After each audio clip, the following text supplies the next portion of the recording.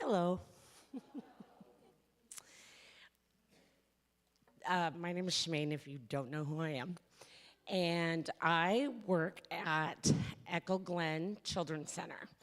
And if you're unfamiliar with Echo Glen, it is a facility out in Snoqualmie that for incarcerated youth. The facility itself houses our male residents up to the age of 18 and our female residents up to the age of 25. And I am a part-time teacher and a part-time para-educator, and I teach culinary there. And the way that God has a hand in everything. I would say before COVID, Pastor Casey, I was in a group that texted and said, do you want to go and do worship at the Juvenile Detention Center in Seattle? And I said, yes. And so there was a group of us that went down there and we sang with them and we did a service and we did communion. I'll never forget, we had crackers and grapes for communion. And I went to Casey and I said, this is the mission. I want to take this on. I want to do this.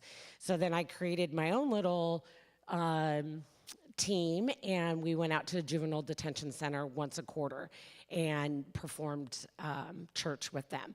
And then COVID hit. And then we tried to do it online, and the connection just wasn't there. And the pastor that I was working with at the Seattle Juvenile Detention Center moved to Echo Glen. And so when we were coming out of COVID, she got a hold of me and said, hey, will your team do the same thing but out at Echo Glen? So that's how I knew about it. And so I said, yes. And then so we went out there and did church services. At the time, I had lost my career because of COVID and went and worked. I was at Starbucks. And I decided to just look up and see what jobs they had at Echo Glen, just on a whim. And I ended up applying for a kitchen job. And I went in, and it wasn't the hours I wanted because I refused to work Sundays.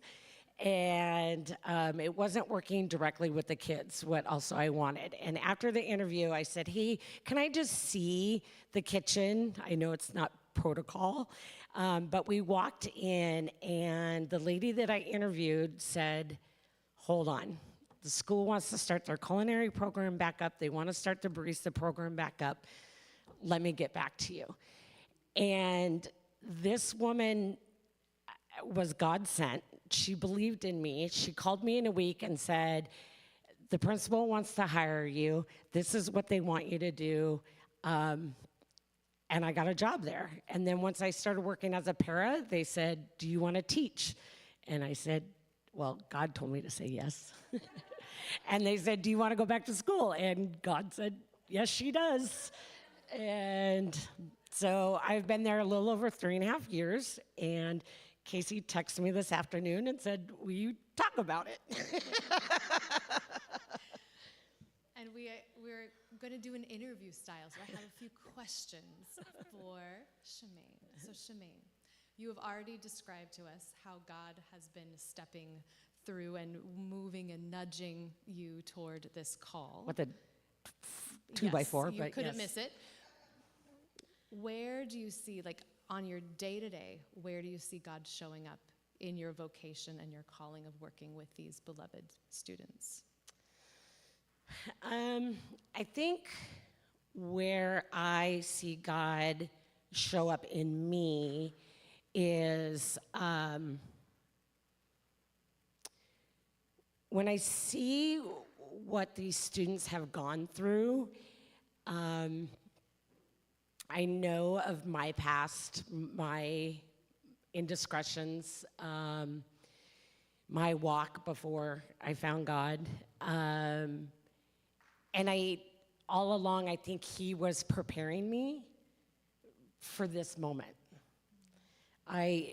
When you're going through the midst of heartache and my testimony is a whole nother thing, but when you're going through that, you don't see where God is, and I don't necessarily think that we're supposed to see where God is all the time. We just know that God's going to be revealed to us when it's time.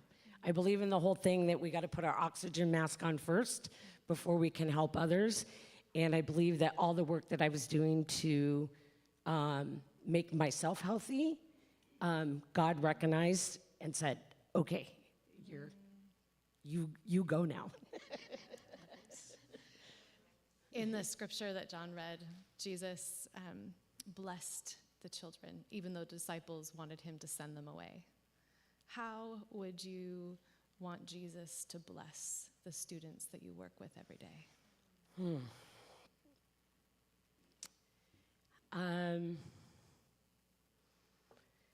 I think the biggest thing is to soften their hearts.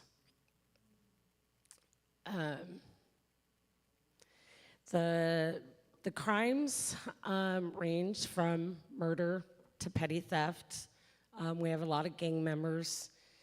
And we're talking, these are kids. These are kids. They are 14 to 18 years old. They are kids.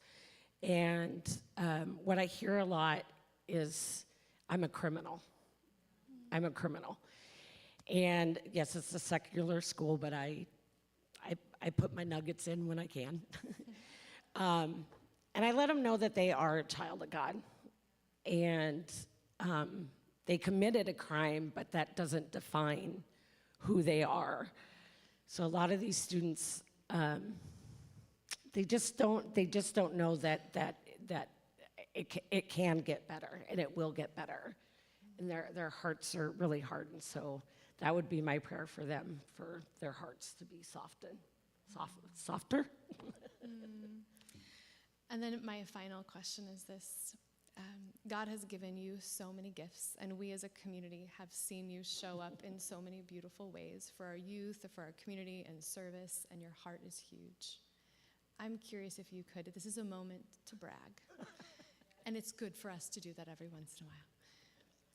What gifts do you find that God is continuing to kind of nurture so that you can show up as the teacher that can actually plant seeds in them so they can believe in themselves, so they can move toward healing? What gifts has God been kind of like helping you notice and see that are in you?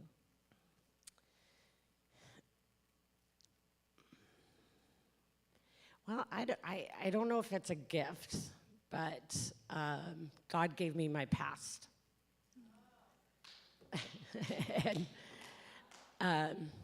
And I use that in my skills, and I use that in my everyday.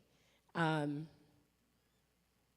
I am kind of a no-nonsense person, like if you don't know me. I say what I mean, and I do what I say, and I think that that's consistency for these kids, and I keep showing up for them. So, yeah, I don't know if that's really it. Anyway. Oh, that preaches. That preaches. And then I just wonder if there's any other, none of us in this room, I've got one last question, it's a bonus. None of us here can see what you see to enter into the detention center. And for us to fall in love with these children because they're ours, what do you need us to know about them?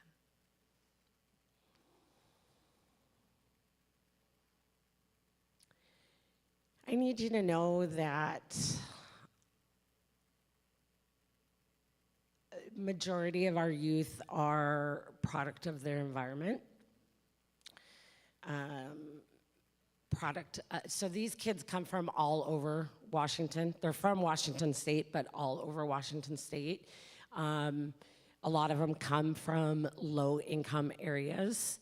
And so sometimes things are done out of necessity.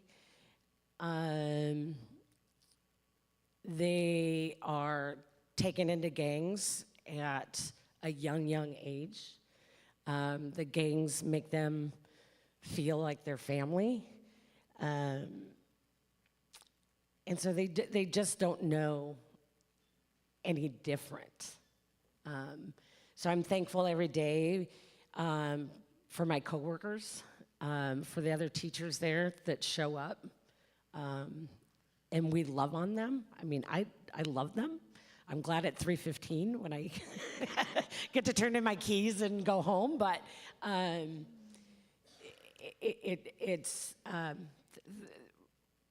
we just see kids. We just see kids. We just see kids. Amen.